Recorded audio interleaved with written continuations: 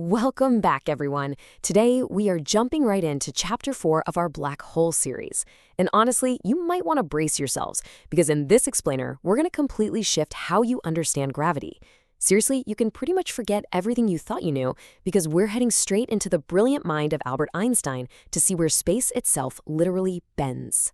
Okay, let's dive right into this. Is gravity just a pulling force? I mean, we all grow up thinking of gravity as this sort of invisible rope pulling things together. The Earth pulls us down to the ground, right? The sun pulls the planets, keeping them perfectly in orbit. It's an incredibly easy, intuitive way to picture it. But what if I told you that gravity isn't actually a standard pulling force at all? To really understand what gravity actually is, you have to remember this one fundamental rule. Ready? Matter tells space-time how to curve, and curved space-time tells matter how to move. That's it. That is the absolute ultimate core rule of Einstein's general relativity, and it establishes the foundation for literally everything we're going to cover in this explainer today. So keep that rule tucked in the back of your mind as we move forward. Let's start with our first concept, Section 1, the space-time paradigm. We usually imagine space as just an enormous empty room, kind of like a giant static void where planets and stars and galaxies just float around aimlessly. But Einstein completely destroyed that idea. Space is not empty, and it is definitely not just some static background. Space and time are actually not separate entities at all. They combine to form a single, flexible, geometric framework that we call space-time. Imagine it like a massive, invisible trampoline.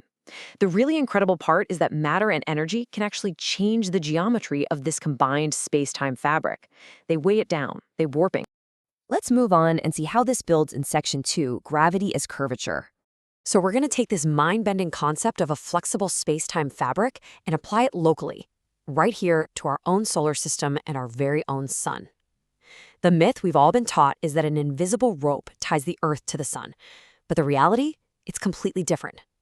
Our sun has a massive amount of weight, or mass. That mass pushes down on the fabric of space-time, curving it.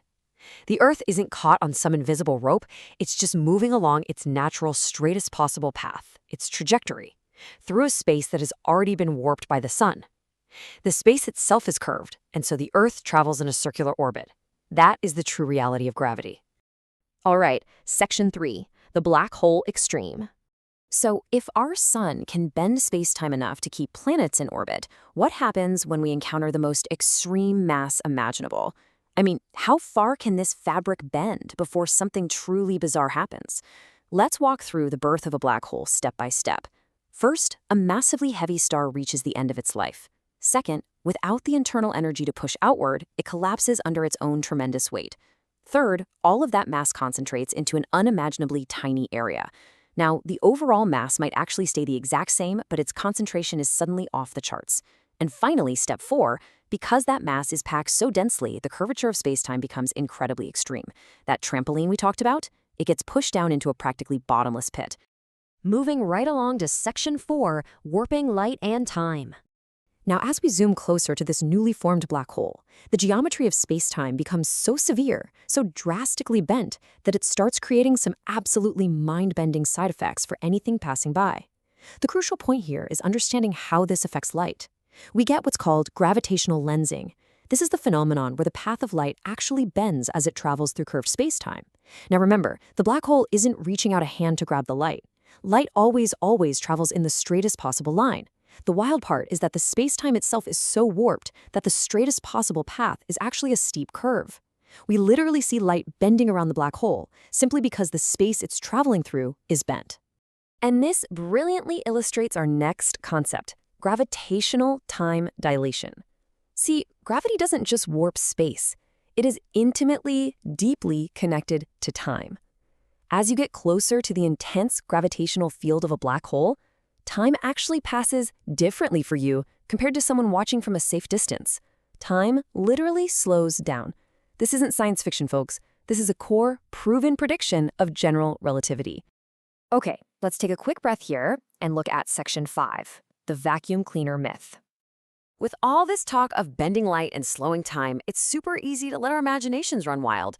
But I want to bring us back to a grounded reality for a second and address a very common misconception about how black holes actually interact with the rest of the universe. A lot of people think a black hole is just this cosmic vacuum cleaner, aggressively sucking up everything in the universe. But it's really not. If our normal sun were magically replaced right now by a black hole of the exact same mass, the gravitational field for distant objects, like us here on Earth, would be absolutely identical. We wouldn't get sucked in. Our orbit would stay exactly the same.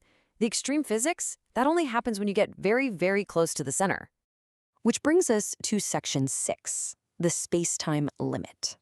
So we know distant orbits stay the same, but what happens when we shift our focus to that absolute extreme edge, right up next to the black hole, where the true, frankly terrifying differences emerge? Well, black holes force us to stop thinking in everyday three-dimensional space and start understanding four-dimensional space-time geometry. Out here on Earth, our everyday intuition works just fine. But right at the edge of a black hole, that intuition completely breaks down. Black holes aren't just weird space objects. They are literal extreme physics laboratories that push the boundaries of human intuition and test the very fabric of reality itself. But wait a second. Everything we just talked about in this explainer today assumes a stationary black hole, just sitting there. So I want to leave you with this provocative question. What if the black hole itself spins? Does it just spin the matter around it, or does it literally drag the fabric of space and time along with it? That mind-bending phenomenon is called frame dragging, and it is exactly what we're going to explore in Chapter 5. You definitely won't want to miss it. Thanks for learning with me today, and I'll see you in the next explainer.